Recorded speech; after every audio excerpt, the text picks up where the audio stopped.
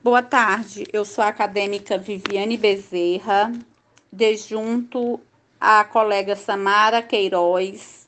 Falaremos em síntese da assunção de dívidas que consta no direito das obrigações do novo Código Civil de 2002, na parte especial do capítulo 2º do livro 2.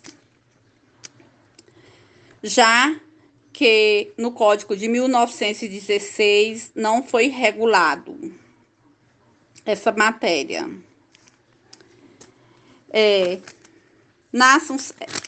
No direito civil, a assunção de dívida, também chamada de cessão de débito, trata-se de um negócio jurídico que traduz a transferência de um débito a uma terceira pessoa que assume o polo passivo da relação jurídica obrigacional,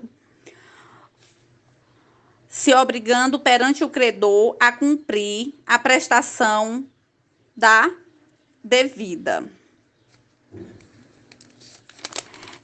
Ela é uma transferência de obrigações a um terceiro chamado de assuntor, aquele que passa a ser responsável pela dívida, ou seja, um negócio jurídico bilateral, que para ser realizado é preciso de uma anuência, ou seja, uma aprovação, para que o devedor transfira sua obrigação a outrem, fazendo com que a cessão seja eficaz, não podendo ser realizada sem dita permissão.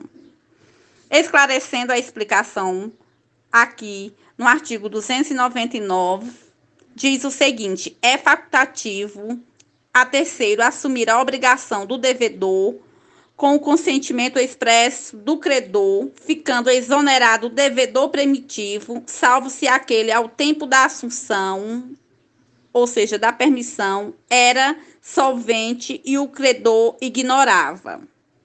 Parágrafo único. Qualquer das partes pode, assim, pode assinar prazo ao credor para que consinta na assunção da dívida, interpretando-se o seu silêncio como recusa.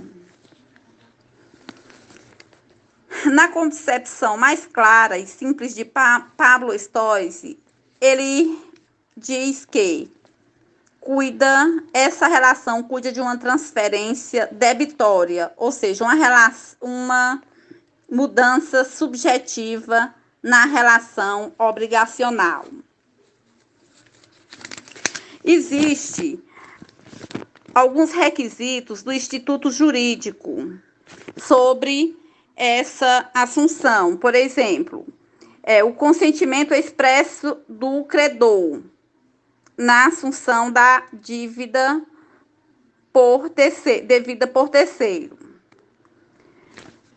Esse é o principal requisito, se não de maior importância, pois é que o credor deva autorizar de forma clara e inequívoca as obrigações transmitidas ao terceiro.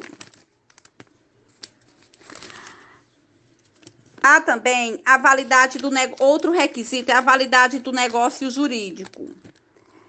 Para que qualquer negócio jurídico tenha efeito, é necessário 3 pontos. Nesse negócio, o agente capaz, emancipado, ou seja, acima de 18 anos, objeto lícito, possível, determinado ou determinável, um objeto legal, né? E a forma prescrita ou não, defesa em lei. Há também a solvência do não devedor ao tempo da realização do negócio. Entre alguns...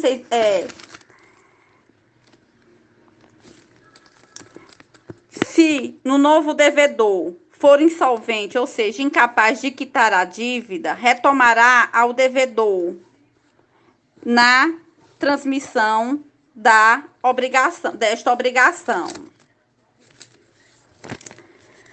A cessão de contrato, aqui, onde é a seção onde os polos ativos e passivos da relação jurídica é obrigacional. Há também as garantias especiais, salvo o consentimento expresso do devedor primitivo consideram-se extintas a partir da assunção da dívida às garantias especiais por ele originariamente dadas ao credor. Há também os efeitos da anulação. Se a substituição do devedor vier a ser anulada, restaurar-se o débito com todas as suas garantias, salvo as garantias prestadas por terceiros, exceto se este conhecia o vício que iniquinava a obrigação. Há também as exceções especiais. O novo devedor não pode opor ao credor as exceções pessoais que competiam ao devedor primitivo. Um adquirente de imóvel hipotecado pode tomar a seu cargo o pagamento do crédito garantido, se o credor notificado não impugnar em 30 dias a transferência do débito, passa a entender-se a dado consentimento, ou seja, está no artigo 303. Há também, vamos falar também das características da assunção da dívida, que é a opção das partes. Existem quatro características principais, digamos assim, da assunção da dívida. Ela possui natureza contratual, quer que se faça somente entre o credor e terceiro, com intervenção expressa do devedor primitivo, e pode ocorrer de dois modos, entre o devedor e terceiro e entre o credor e terceiro. Ocorrendo a segunda hipótese e o devedor tenha interesse moral em pagar a dívida, pode ele valer-se da consignação